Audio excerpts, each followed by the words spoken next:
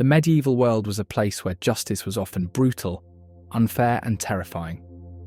From bizarre trials to horrifying executions, the punishments of the time reflected a society that believed suffering could reveal the truth.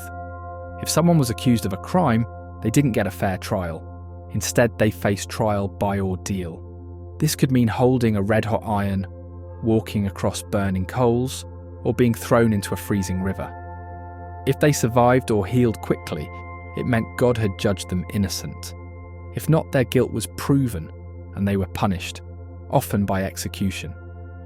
For lesser crimes, people were put in stocks or pillories, wooden frames that locked their heads and hands in place in the town square. There they were pelted with rotten food, mud, and even stones by angry crowds. This punishment wasn't just about suffering, it was meant to shame criminals so they wouldn't repeat their offences. Anyone suspected of witchcraft faced torture, forced confessions, and execution. Many were burned at the stake or hanged. Some trials used the ordeal by water, where the accused was thrown into a river. If they floated, they were guilty. If they sank and drowned, they were innocent. Either way, survival was unlikely. Believe it or not, animals could be charged with crimes like destroying crops, attacking people, or even stealing. There are records of pigs being executed, goats being put on trial, and even insects being sentenced for damaging harvests. These trials were taken just as seriously as human cases.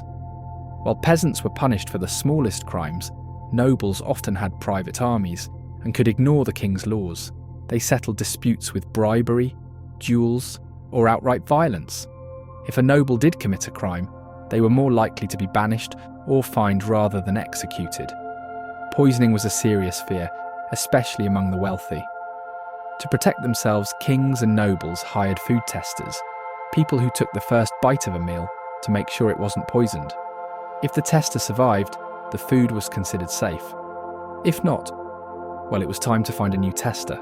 Instead of going to court, people could fight to prove their innocence. Trial by combat was a legal way to settle accusations. Whoever won was considered right in the eyes of the law. Even minor disputes could be settled with swords, and sometimes the fight was to the death. Stealing wasn't taken lightly in the medieval world. Even petty theft, like stealing a loaf of bread, could lead to a harsh punishment, including hanging. The idea was that harsh penalties would scare people into obedience, but it often meant poor people faced death for minor crimes.